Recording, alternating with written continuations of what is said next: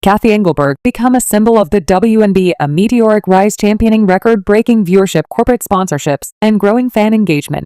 But that image shattered when federal investigators linked her tenure to deep systemic corruption. According to BI findings, the lead inner workings were compromised by her visuals leaking sensitive game information for bidding purposes, calling into question everything from recent match outcomes to the league's officiating integrity. If you're here for the real story and not to filter version, subscribe. And if you're sticking around for the next meltdown, you better definitely subscribe. Engelbert's abrupt dismissal now appears less like routine change and more like fallout from the sky. Candle long buried beneath layers of league spin and secrecy. For a sport poised a breakthrough, this isn't as a setback, it's a reckoning. While headlines swirl around Engelbert removal, the scope of the scandal stretches far beyond a single figure. The investigation painted damning picture: years of deliberate concealment by both WNBA and NBA leadership, a revolving door corrupt the referees, and silence from executives like Adam Silver, even after internal report exposed a rot gambling partnership for companies like FanDuel and DraftKings didn't just coexist with corruption, they profited from it.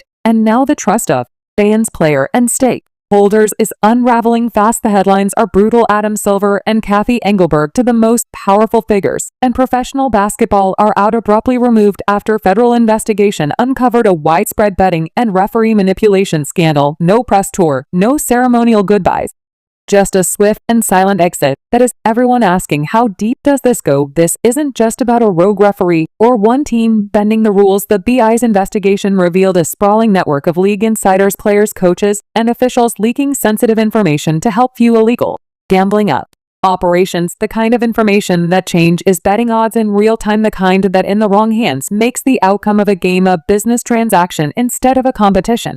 For years, Adam Silver downplayed any hint of widespread corruption anytime concerns came up, especially around refereeing inconsistencies or sketchy betting lines. He deflected isolated incidents, internal matters, a few bad apples. That was a script, and for a while people bought it. But then the investigation turned of evidence that went far beyond a few wayward bets. It showed patterns in exposed communications. It tracked money, the kind of evidence that built a case, not just a headline. Silver's insistence that the league had nothing to hide didn't need well, especially when it came out that players and officials have been under quiet internal reviews for years, reviews that never made a law enforcement.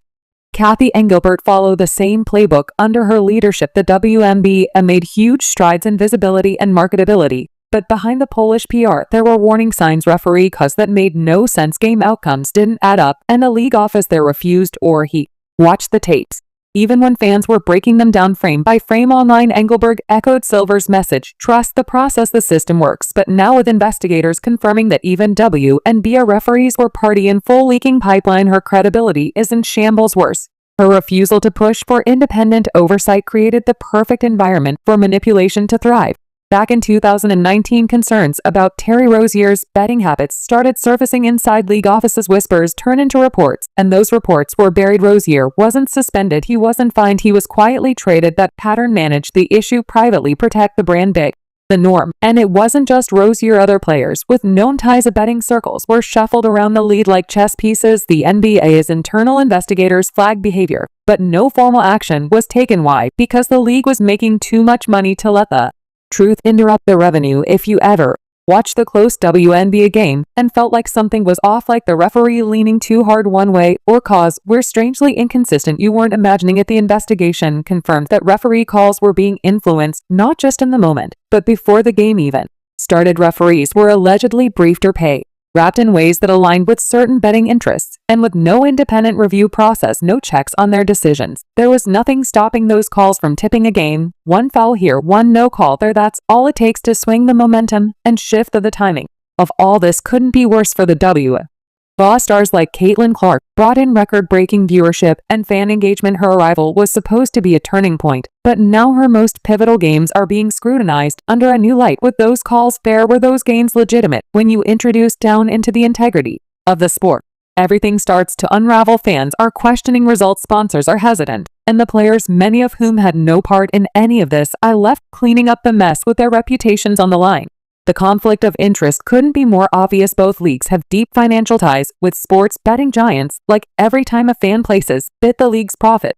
And when the people running a games also benefit from the volume of betting, you got a massive incentive to keep things murky. Instead of tightening oversight, The leagues leaned into these partnerships, flashy ads, and game betting promos, even official betting partners sponsoring the broadcast to blur the line between sport and speculation, and gave cover of those abusing the system. How do you crack down on corruption when your business model thrives on the thing being corrupted? Silver held a press conference to address the scandal, and it was more the same carefully chosen language, a commitment to transparency without any clear next steps. He insisted that the vast majority of games were clean, and that this was a wake-up call rather than crisis, but fans weren't buying it, neither were reporters. The evidence suggests that league leadership knew far more than a lid on, and for much longer the entire system was designed to conceal, not correct corruption. Silver's carefully crafted statements only reinforced the idea that leadership was more interested in PR management and real accountability. Attempted damage control. Her public alignment with high-profile rookies like Caitlin Clark was a calculated move to show unity and progress. But when the very foundation, the league's fairness, is in question, no amount of smiling photo ops can patch the hole. Is not just about Clark, it's about the legitimacy of every buzzer beater, or every foul call, every playoff series. The WNBA, his credibility spike, came a higher stakes, and those stakes made a target. The league grew faster than an ability to protect itself, and Engelbert's unwillingness to confront officiating inconsistency head on now looks less like oversight and more like strategy. Both Silver and Engelbert are gone now, not stepping down, not retiring, removed, fired. That kind of exit doesn't happen unless something's rotten at the core, and according to those close to the investigation, what's been uncovered so far is just the tip of the iceberg. This isn't a case of a few bad decisions or one scandal get out of hand. This is a consequence of years, decades of choosing profit over integrity, of suppressing whistleblowers, protecting insiders. Instead of the sport is basketball. Want to survive this? It needs a full reset, not a rebrand, not a campaign, a reckoning. The fans deserve better, the players deserve better, and the game itself deserve better. If you're still watching, keep watching, but watch critically, ask questions, demand more, because silence is how this all started. Don't forget, like the video if you're still with us, drop a comment about how you feel after hearing all this, and hit subscribe so you don't miss what's coming next.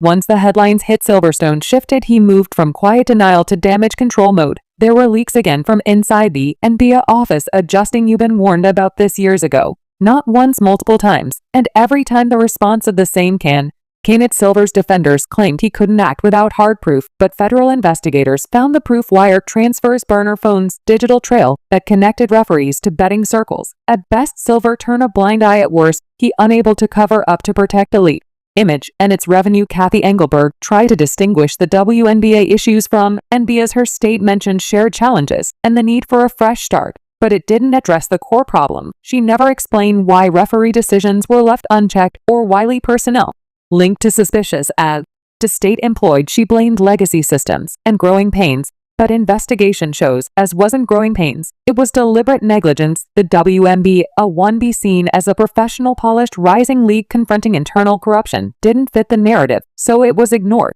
That silence again became look at a game footage now, and everything feels different. A blown call isn't just a mistake anymore, it's a red flag, a ref swallow in their whistle at a critical moment, a 3-second lane violation that never gets called. All of it raises questions, especially in games where the betting lines were suspiciously close. The footage tells a story, it always did, but without independent oversight, no one was held accountable, and fans for the longest time were left the elder TVS chalk it all up to human error. But it was an error, it was something much more calculated.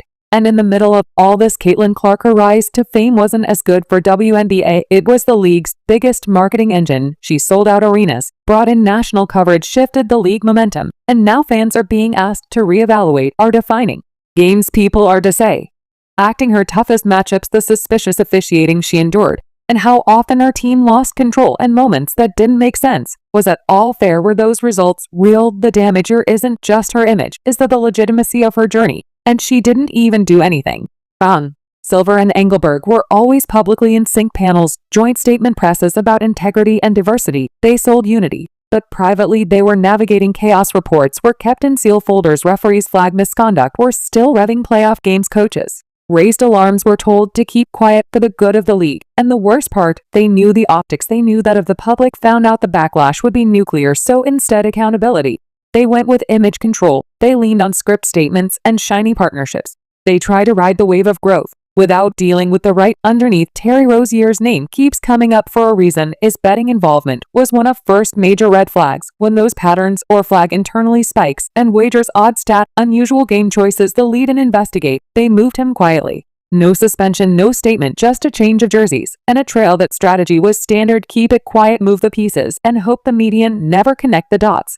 But the dots are connected now, and a federal investigation is showing just how many of those island moves were made to keep gamblers happy and avoid exposure. The partnerships were presented as progress, modern, exciting, engaging. But behind the branding was a dog or reality. The leagues were profiting off a system they couldn't or wouldn't police. With each bit placed, the league got a cut. And as betting grew, so did the money. That revenue made it nearly impossible to speak out against corruption. How do you crack down on referees for fixing outcomes when you're running sponsor bidding content during the broadcast? That's not just a conflict of interest, that's a business model built on willful. When Engelbert brought Caitlin Clark and to lead promos and media, but she was tri-brand. The WNBA as fresh, honest, and exciting. Clog represented everything the league wanted to be seen as: pure talent, hard work, star power, but user image, while downplaying the corruption risk around her games. Wasn't just tone deaf, it was manipulative. You can't put player as a face of the league and ignore when the game she plays in are under investigation. Fans who invest in her story or now, if wondering if they watch basketball or theater, and Engelbert's silence is just deepening that distrust. Now that both of them are out, the league is scrambling internally. Staffer trying to figure out who knew what, and when sponsors are reviewing contracts, some teams are pushing for independent auditing, others are just hoping to survive the fallout. And meanwhile, fans are flooding social media with clips, theories, and questions, now because a conspiracy theorist, but because they were right to be suspicious. The trust that held the sport together has been broken, and everyone is realizing how fragile the trust really was. Silver's final statement: try to draw a line under the scandal. He said was time for rebuilding and a delay. Leagues would come back stronger, but the damage isn't something a rebrand can fix. This isn't about spin, it's about honesty. The NBA and WNBA now face a choice. They can finally open a books clean house and rebuild from the ground up, or they can keep trying to sweep things under the rug, hoping the new cycle move as on. But this time fans are going to forget. The receipts are out there, the manipulation is public, and the culture of silence is no longer acceptable. What's worse is that fans, all this coming, not the FBI raids, not the firings, but the cracks in system. The games weren't making sense. You could watch replays and see phantom fouls, missed violations, game deciding cause. It looks suspicious at best and fix at worst, and always seemed to happen at the exact moment. That shifty momentum. It wasn't about one bad no from Raf, it was about patterns or turn playoff series that decided championship runs, that changed careers. Patterns a league refused to investigate until they had no choice. At Terry Rozier again. It wasn't just that he gambled, it was how the league responded. They didn't warn the public, they didn't suspend him, they didn't even make an example out of him to discourage others. They moved into a new team and hoped everyone would forget. And that's the heart of the issue. This wasn't about cleaning up the game, it was about preserving the illusion as long as a public and find out as long as the betting money kept flowing. The leagues weren't go to rock the boat, they treated scandal like PR, not like crime.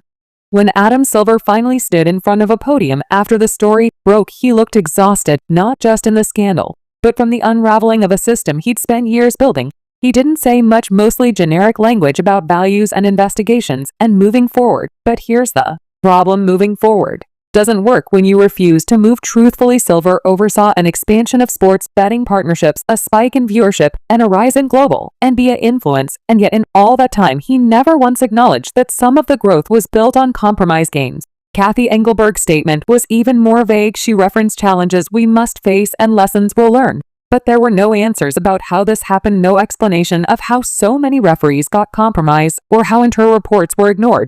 And that's exactly what causing outrage now is. Not just the corruption happened, is that leadership saw the signs and actually chose not to act. They weren't unaware, they were unwilling to confront. We're fixing this would really cost money, exposure, and total accountability. Meanwhile, the betting companies are silent. DraftKings fan, these are named Plaza across broadcasts, integrated into score graphics, promoted during halftime. These platforms profit directly from every manipulated call, every fixed game, every insider leak, and now not a single acknowledgement, no pause partnerships, no public investigations, no ethics review. It's business as usual because a system was designed to survive even when exposed. The profits are too big, the stakes too high, and the power to centralize. To expect volunteer reform in the middle of all this Players like Caitlin Clark are forced to answer for a mess they didn't make. She leak info she didn't regain, but now her legacy is tangled in controversy. She didn't sign up for. Fans are wondering, was that game she lost because of her performance or because of something behind the scenes that kind of doubt it. Poisonous, it rewrite history, it steals credibility from athletes who earned it, and once that shadow falls, it's almost impossible to shake. Engelbert used Clark as a shield, a rising star to distract from deeper issues. Every press release featured her, every sponsorship pitch had her name. And it worked until it didn't, because the league's brightest star can outshine the darkness of systematic manipulation. Clark is now stuck in a league under suspicion, with referees who can be trusted and executives who avoided accountability until it was too late. No matter how well she plays, there will always be that asterisk. Not because of her, but because of who was in charge when it mattered. This wasn't as a scandal, it was a leadership failure. We're supposed to be the stewards of the sport. Instead, they managed the optics, not the ethics. They signed betting deals, they ignored whistleblowers, they protected the brand at all costs, even if it meant sacrificing fairness. And now they're gone, and their absence is everything. You don't fire the toppling executive over minor issues. This was a nuclear option. The league's finally admitting they couldn't spin this anymore. The house of cards fell, and now they're trying to sweep the debris before anyone notices how rotten the foundation really was. Silver's legacy is toast. He came in as a reformer, the guy who banned Donald Sterling, modernized the and embraced progress. But the biggest test of his career was about social issues or expansion. It was about protecting the sport's integrity, and he failed, not because he was powerless, but because he made the wrong call when it counted. He chose silence. He chose internal cover-ups. He chose loyalty to money over loyalty to the game. And now that choice is gonna find his entire career. Engelbert to leave a legacy Tana beyond repair. The WNBA was supposed to be her great achievement. She oversaw as explosive growth, brought in new sponsors, broke viewership records. But now it all looks like window dressing, because beneath the surface, she allowed a culture to fester. One where bad officiating wasn't questioned, where suspicious outcomes were explained away, and where accountability was optional. She didn't just ignore the warning signs, she leaned into them, and the league might pay the price for years to come. The fans see it, the players feel it, and now that the truth is out, pretending things are fine is going to cut. And now, when fans go back to rewards, those big moments, the final second, a playoff game, a missed foul, a last-minute turnover, all hits differently. The trust that made those moments matter is gone, and without trust, what is any of a worth? You start questioning everything. Was that a real defensive stop, or did someone that to happen? Did that clutch three-pointer matter if the possession before was red? The worst part about systemic corruption is that it poisons even the good stuff. Even the moments that were real started look suspicious under a dirty spotlight. The leagues waited too long the moment to self-correct path years ago, and now they're scrambling, hoping fans don't hurry away completely.